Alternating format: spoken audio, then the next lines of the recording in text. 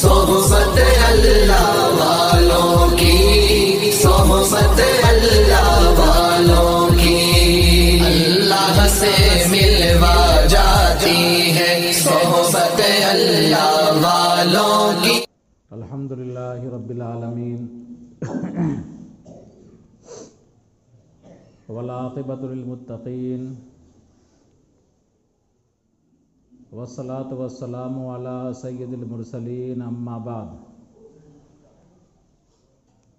قال اللہ تبارک و تعالی فی کلامہ المجید: اعوذ باللہ من الشیطان الرجیم، بسم اللہ الرحمن الرحیم۔ ان تتولوا یستبدل قوما غیرکم ثم لا یکونوا امثالکم۔ صدق اللہ العظیم۔ محترم بزرگوں، عزیز ساتھیوں، گزشتہ ہفتے آپ حضرات کے سامنے بات آئی تھی کہ کائنات میں ہونے والی ہر تبدیلی کا مظہر خدا کی قدرت ہے، اور ہمارا اور آپ کا یہ عقیدہ مسلمہ ہے کہ ایک پتا بھی اللہ تبارک و تعالیٰ کے حکم کے بغیر حرکت نہیں کرتا۔ بتایا گیا تھا کہ سردی اور گرمی جہنم کے اثر سے ہے۔ جہنم نے شکایت کیا تھا کہ میرا بعض حصہ بعض حصے کو کھا رہا ہے۔ اللہ تبارک و تعالیٰ نے اس کو 2 سانس لینے کی اجازت دے دی، ایک سانس گرمی کے زمانے میں اور ایک سانس سردی کے زمانے میں۔ رسول اللہ صلی اللہ علیہ وسلم نے فرمایا، گرمی کی شدت بھی جہنم کے اثر سے ہے اور ٹھنڈی کی شدت بھی جہنم کے اثر سے ہے۔ ہم کو جس طرح گرمی میں جہنم کی یاد آتی ہے اور جہنم سے پناہ مانگتے ہیں، اسی طرح سردی میں بھی ہم کو جہنم کی ٹھنڈی جگہوں کی یاد آنا چاہیے اور ہم کو جہنم سے پناہ مانگنا چاہیے۔ اللہ تعالی ہم سب کو جہنم سے پناہ عطا فرمائے۔ میرے محترم بزرگوں اور دوستو،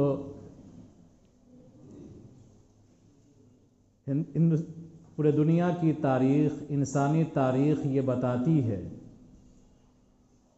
کہ انسانی تاریخ میں جب بھی کسی شخص نے سر کو ابھارا ہے اور اللہ تبارک و تعالیٰ نے اس کو حکومت و سلطنت عطا کی ہے، تو بعض ایسے لوگ بھی ہوئے ہیں جنہوں نے اپنی سلطنت کا استعمال خلق خدا کو ستانے میں، خلق خدا کو پریشان کرنے میں صرف کیا ہے۔ نمرود کی مثال آپ جانتے ہیں، وہ لوگوں سے سجدہ کروایا کرتا تھا۔ فرعون کی مثال آپ جانتے ہیں، وہ کہا کرتا تھا انا ربکم الاعلی، کہ میں سب سے بلند و بالا پروردگار ہوں، میری عبادت کرو۔ ایسے لوگوں کو اللہ تبارک و تعالی تاریخ کا حصہ بنا دیتا ہے۔ دنیا کے اندر غلامی کا جو سلسلہ ہے وہ فرعون تک پہنچتا ہے۔ بتایا تھا پہلے، یاد آ جائے گا کہ فرعون سے پہلے دنیا میں کسی بادشاہ نے کسی قوم کو غلام نہیں بنایا تھا، لیکن فرعون ہی ایسا منحوس اور بدبخت حکمراں تھا کہ جس نے ایک پوری قوم کو غلام بنایا تھا، جس کو بنی اسرائیل کہا جاتا ہے، اور غلام بھی ایسا بنایا تھا کہ قرآن کریم میں اس کو بدترین غلامی سے تعبیر کیا گیا ہے۔ اللہ تبارک و تعالیٰ نے فرمایا، یسومونکم سوء العذاب یذبحون ابناءکم ویستحیون نساءکم۔ فرعون سے کسی نے کہہ دیا تھا، کسی کاہن نے، کہ بنی اسرائیل میں ایک بچہ پیدا ہوگا، جو بچہ تمہاری سلطنت کی تابوت میں آخری کیل گاڑ دے گا اور تمہاری سلطنت کو تہو بالا کر دے گا۔ فرعون کو اس کاہن کی بات پر یقین ہو گیا اور اس نے بنی اسرائیل کے بچوں پر ستم کرنا شروع کیا۔ چھوٹے چھوٹے بچوں کو جیسے ہی پیدا ہوا فرعون کی دایا گھر گھر جاتی تھی، حاملہ عورتوں کا پتہ لگایا کرتی تھی جس طرح آج کی دائیں پتہ لگا لیا کرتی ہیں، اور فرعون کو ساری رپورٹ رہتی تھی کس کے گھر میں بچہ پیدا ہونے والا ہے، بچہ پیدا ہوا ہے۔ اگر پتہ چلتا کہ لڑکا ہے تو اس کو قتل کر دیا جاتا، اگر لڑکی ہے تو اس کو چھوڑ دیا جاتا تھا۔ تو اللہ تبارک و تعالیٰ نے فرمایا کہ فرعون تم کو بدترین غلام بنا رکھا تھا، تمہارے بیٹوں کو قتل کر دیا کرتا تھا اور تمہاری بیٹیوں کو چھوڑ دیا کرتا تھا۔ الغرض فرعون کا یہ ظلم و ستم زیادہ دن نہیں چلا۔ اللہ تبارک و تعالیٰ نے حضرت موسیٰ علیہ السلام کو بھیجا اور حضرت موسیٰ علیہ السلام کو پیغمبر بنایا، اور اللہ تبارک و تعالیٰ نے حضرت موسیٰ علیہ السلام کو حکم دیا کہ جاؤ فرعون سے بات کرو اور ساتھ میں توحید کی دعوت بھی دو، اللہ کی طرف بلاؤ بھی، میری طرف بلاؤ بھی، اور تمہاری قوم جو بدترین غلامی میں پھنسی ہوئی ہے اس غلامی کو سے آزادی دلانے کے لیے، ان کو آزاد کرانے کے لیے فرعون سے مکالمات کرو، بات چیت کرو۔ اللہ تعالیٰ کے حکم سے موسیٰ علیہ السلام فرعون کے پاس پہنچے، خدا کی وحدانیت کی بھی تعلیم دی، تلقین کی، اللہ تبارک و تعالیٰ کا تعارف کرایا، اور ساتھ میں بنی اسرائیل کے تعلق سے بات کی کہ بنی اسرائیل کو آزاد کر دیا جائے، ان کو بھی جینے کا حق ہے۔ الغرض ایک وقت آیا کہ اللہ تبارک و تعالیٰ نے بنی اسرائیل کو حکم دیا موسیٰ علیہ السلام کی زبانی کہ تمام لوگ مصر کو چھوڑ کر کے نکل جائیں، راہ فرار اختیار کر لیں، مصر کے فرعون کے قلمرو سے، اس کی سلطنت کے رقبے سے نکل جائیں۔ موسیٰ علیہ السلام تمام بنی اسرائیلیوں کو لے کر کے نکل گئے، اور اللہ تبارک و تعالیٰ نے لاٹھی مارنے کا حکم دیا۔ واقعہ مشہور ہے، آپ کے علم میں ہے، راستے میں سمندر آیا تھا، موسیٰ علیہ السلام کو حکم ملا لاٹھی مارنے کا، موسیٰ علیہ السلام نے لاٹھی مارا، سمندر پھٹ گیا، اور بنی اسرائیل کی پوری قوم اس بنے بنائے خدائی راستے سے پار کر گئی، سینا کے علاقے میں چلی گئی، اور اسی راستے میں فرعون اندر داخل ہوا، اور اللہ تبارک و تعالیٰ نے پانی کو ملنے کا حکم دیا۔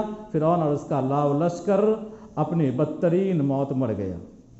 اللہ تعالیٰ نے بنی اسرائیل کو آزاد کرا دیا۔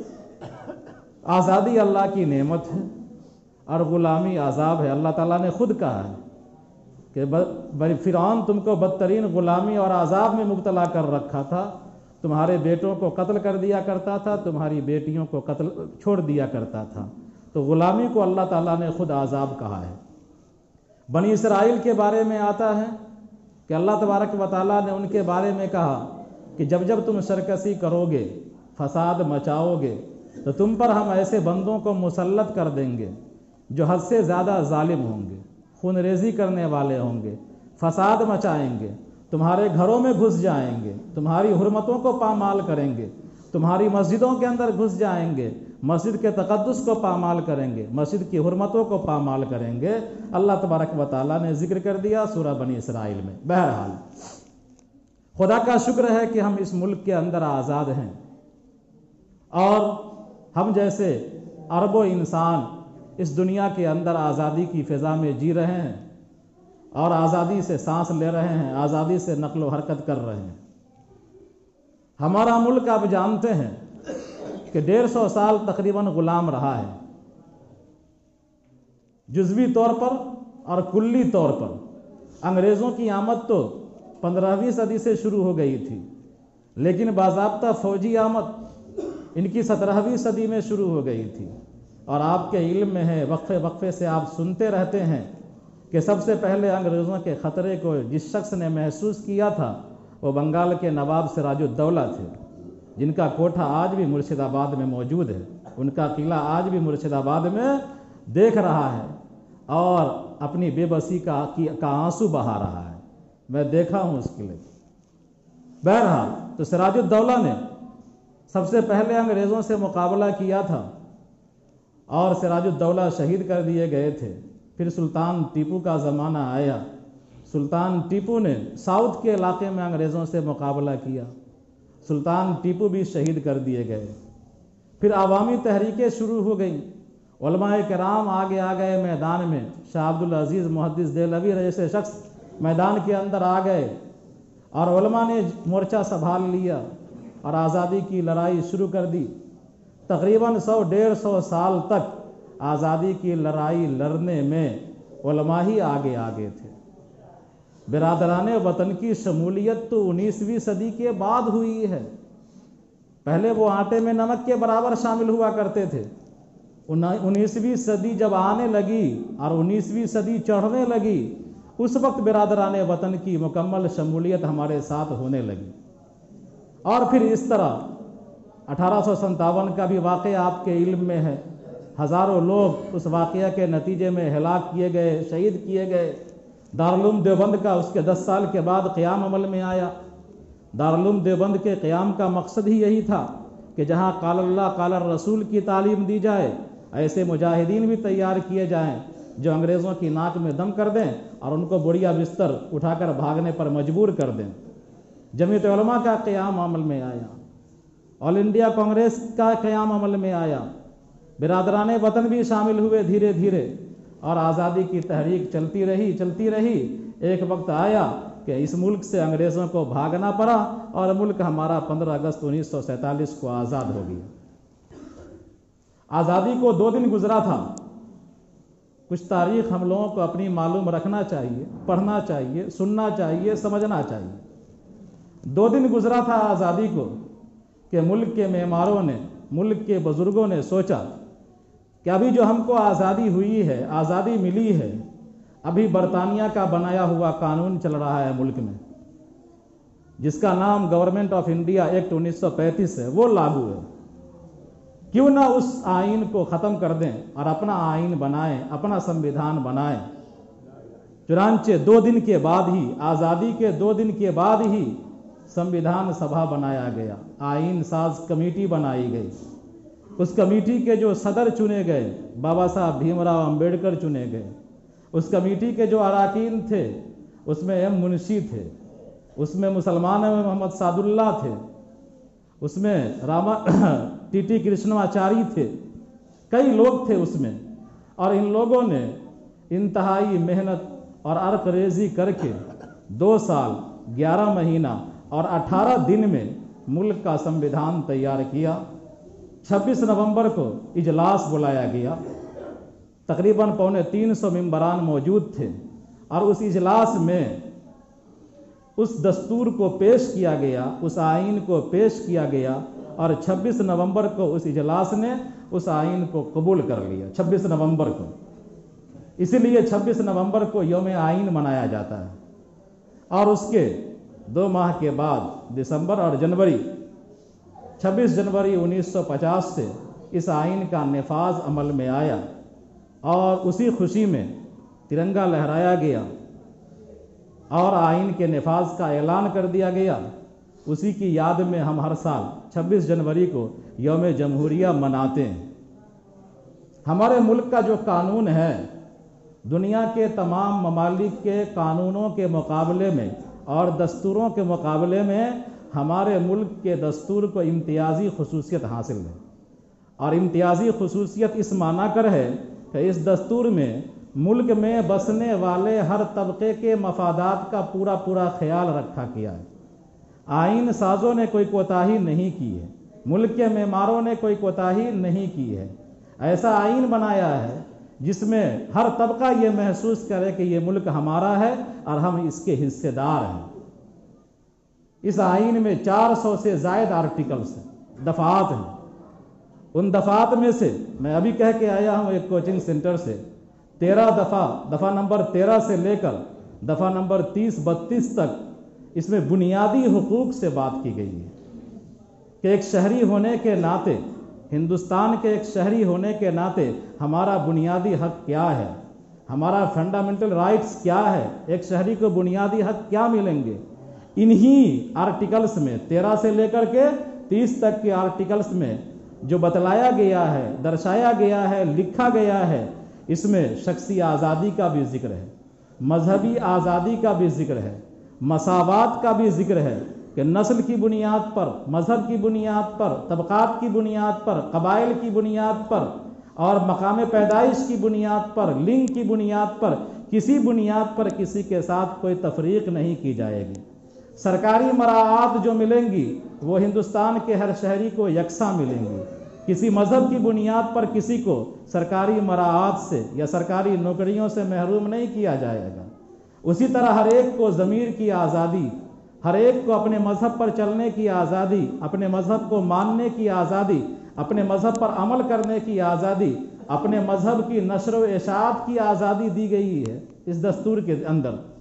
اپنے مذہبی ادارے کو قائم کرنے، اپنی مرضی سے چلانے کی یہ دستور ہم کو اجازت دیتا ہے۔ چندہ شروع کر دیں، اجازت دیتا ہے۔ الغرض میں یہ صرف ایک اشارہ کر رہا ہوں کہ ہم کو اور آپ کو حساس شہری بننا چاہیے اس ملک کا۔ اپنے رائٹس کیا ہیں، اپنے حقوق کیا ہیں، اس حقوق کو جاننا چاہیے۔ بطور خاص طالب علموں کو ان دفعات کو یاد کرنا چاہیے، ان دفعات کو پڑھنا چاہیے۔ اور ایک بات یاد رہے، ہمارے بزرگوں نے کہا ہے کہ جمہوری ملک کے اندر جو حقوق حاصل ہوتے ہیں، حقوق ملتے ہیں، صرف کاغذ کے پرزوں سے اور کالی سیاہی سے وہ حقوق ملتے نہیں ہیں۔ ایک جمہوری ملک میں حقوق پانے کے لیے چھیننے والا بننا پڑتا ہے۔ اس کی ایک مثال، اسی دستور میں ہم کو داڑھی رکھنے کا ذکر نہیں ہے، ہماری ٹوپی کا ذکر نہیں ہے، اور ہمارے کرتا پیجامے کا ذکر نہیں ہے، ہمارے کسی مذہبی شعار کا ذکر نہیں ہے، لیکن ایک قوم ہے لڑنے والی، ایک قوم ہے مر مٹنے والی، جن کی تعداد بہت کم ہے انڈیا میں، جس کو آپ سکھ مذہب کے ماننے والے کہتے ہیں، سکھ بھائی کہتے ہیں۔ اسی دستور میں لکھا ہوا ہے کہ پگڑی باندھنا اور کرپان ساتھ رکھنا، تلوار جو رکھتے ہیں وہ لوگ، تو کرپان ساتھ رکھنا اور پگڑی باندھنا سکھوں کا مذہبی شعار مانا جائے گا۔ تو وہ لڑنے والے ہیں، وہ مرنے والے ہیں اور اپنے حق کے دفاع کے لیے سب کچھ قربان کرنے والے ہیں۔ نتیجے میں انہوں نے اسی دستور میں اپنے حقوق کو منوا لیا اور ہم اور آپ ہاتھ پر ہاتھ دھرے بیٹھے رہے اور آج تک ہم بیٹھے ہوئے ہیں۔ لہذا جو قوم اپنے بازو کے زور سے اور اپنے طاقت کے زور سے، اپنی قابلیت کے زور سے، اپنی صلاحیت کے زور سے حقوق کو چھیننے کی پوزیشن میں نہیں ہوتی ہے، وہ قوم دبا دی جاتی ہے۔ اللہ تبارک و تعالی ہم سب کو حساس اور بیدار شہری بننے کی توفیق عطا فرمائے۔